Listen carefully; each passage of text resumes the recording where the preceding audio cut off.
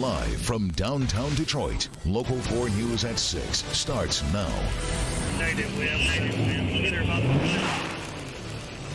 Trouble that began here ended here. Tonight, newly released dashcam video showing us how it all unfolded. And a mystery involving identity theft, retirement checks, and a body, which this man says is buried in Westland.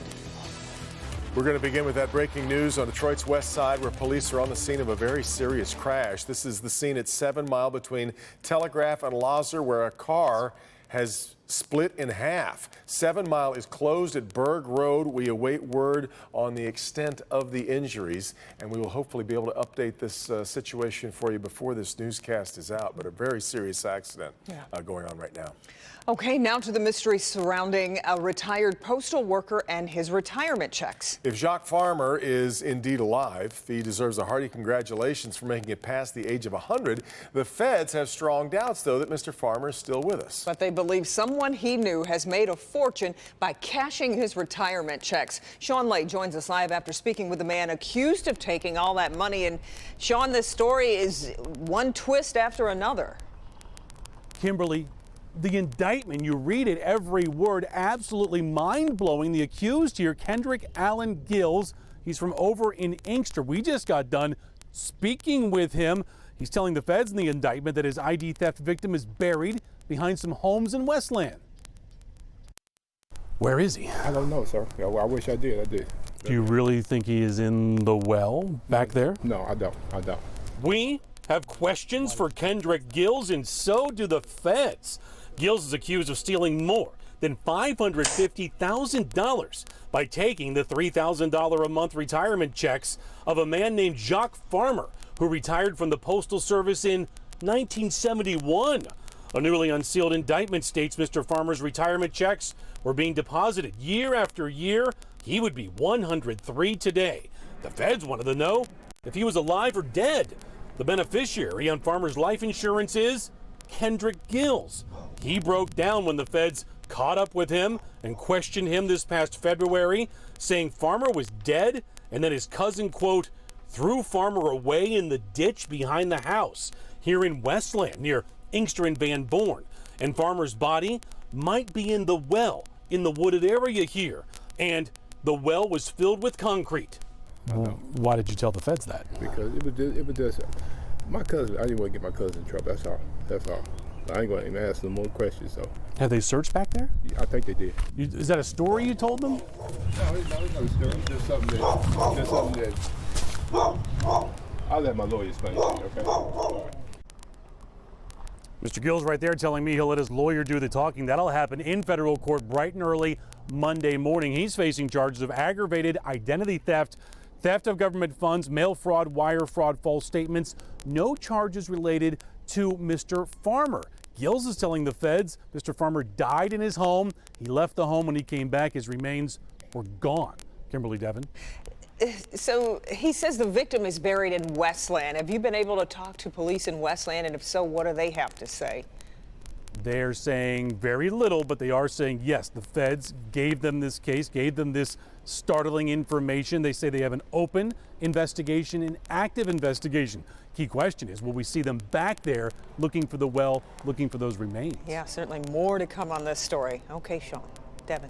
New video tonight showing the moments leading up to a chase in Dearborn Heights. Ultimately, the driver crashed into a van, injuring the driver. Nick Monticelli takes us through this video showing the crash certainly wasn't caused by police.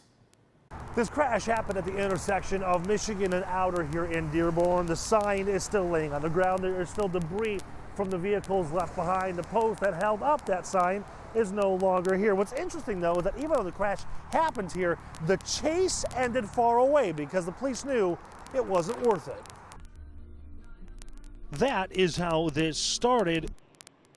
This is how it ended. But what happened in the middle is not what you might be thinking. The dash cam video shows every moment. If you look closely, you see a Camaro blowing through a stop sign in a neighborhood. Where are you heading to? The driver was uncooperative. He was fumbling around and kept revving the engine. What is he looking for? License? He couldn't find his license, and officers thought he could be intoxicated. That is when they asked him to step out. Don't touch me. Get out of your car. Get out of your car. Then, a few seconds later,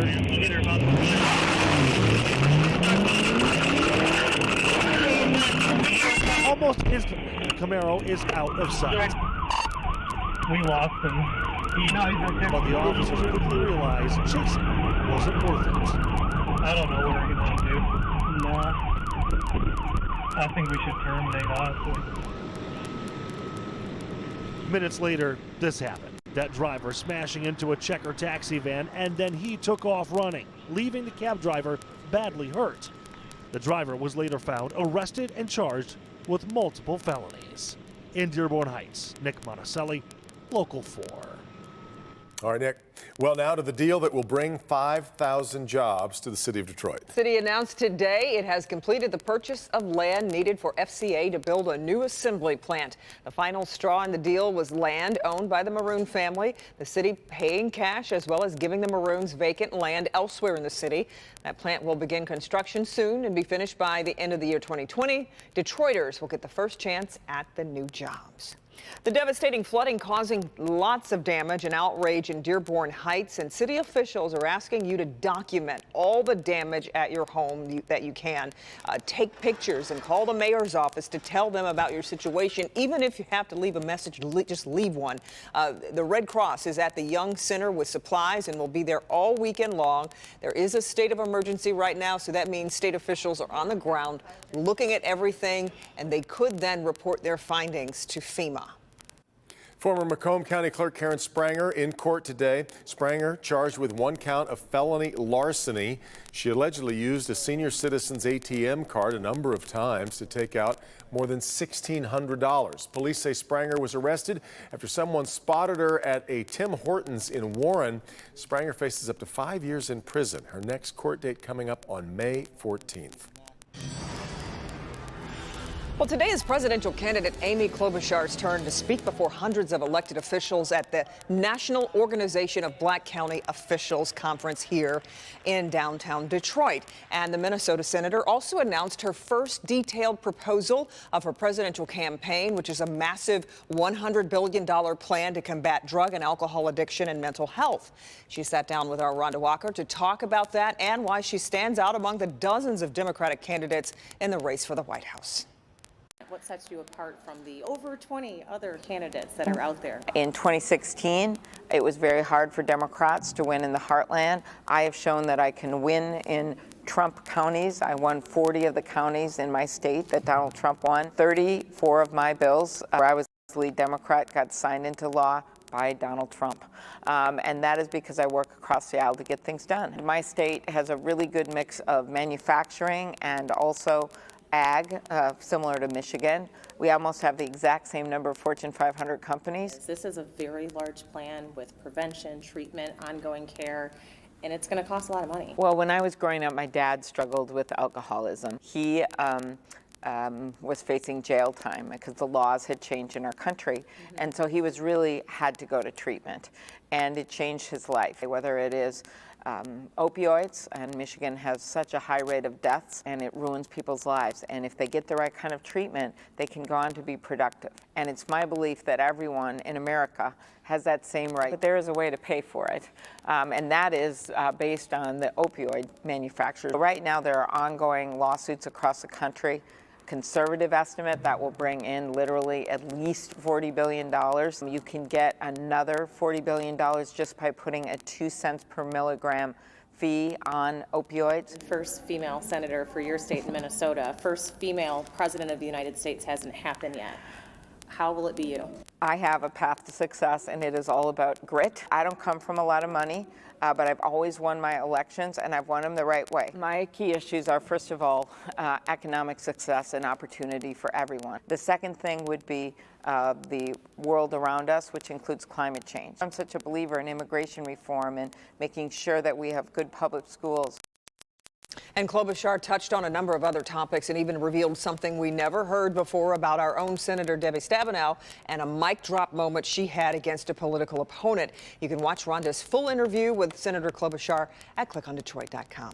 We're getting plenty of attention, and it's only starting. So soon, Michigan. right? Yep. Prep football stars aren't the only ones turning their college decision-making process into an event. Today in Harper Woods, some of the brightest young minds in our area made their intentions known, and as Larry Spruill found, they're following a very diverse set of career paths.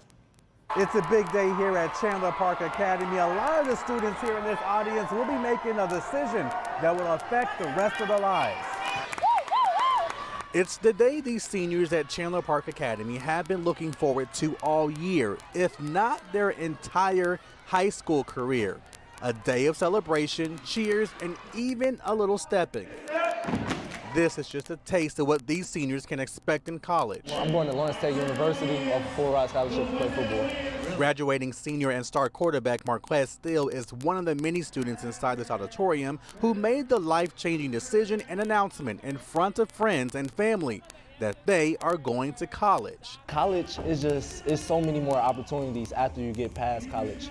So a lot of jobs require degrees. His career choice seems fitting for the Motor City. I'm into cars, so cars is like my dream. I like the performance of them, as far as horsepower, torque, the speed, and everything about cars. So mechanical engineering, I feel like that fits me. But he's not alone. This year's graduating class is 157 students, each taking that next step into a new chapter. Whether that's college, whether that's military or armed forces, trade school, today is the day where they start to make the decisions that will impact the rest of their lives. Co-principal Evelyn Shropshire tells me this day lines up with the actual graduation. And with their high school careers almost coming to an end, Chandler Park Academy CEO Diane Fisher leaves them with this sound device. And just as successful as they have been here with us, they will be successful at their next level. Reporting at Chandler Park Academy, Larry Spruill, Local 4. Good celebration. Really and nice. They got a lot to celebrate because the graduating students received over $9 million in scholarships. That's impressive, yeah. Congratulations to all of them. All right, Lester Holt and the NBC News team getting ready for NBC Nightly News coming up at 6:30. Yeah, Lester joins us live from New York with a preview. Lester, good evening. Hey, Devin and Kim, good to see you guys. Coming up, a powerful interview with the parents of an American journalist detained in Syria for over 6 years now. Why they say they have no doubt that their son is still alive. Plus, news you need to hear before calling your next Uber or Lyft. Why and when drivers are planning to strike. Yeah, how long is that supposed to last, the strike, Lester? Because I know so many people rely on ride sharing nowadays. Yeah, when and if it happens, the strike could last up to 24 hours across the country. We're going to tell you what drivers are demanding and what they say about Uber investors. And we see you coming up here shortly on NBC Nightly News. We'll be looking forward to it. Thank you. Well, these days, kids want their first smartphone at a very early age. Has Basil asked for Not one yet. He's only 3 months. Come on. Next month, maybe. But a lot of parents would rather delay that rite of passage.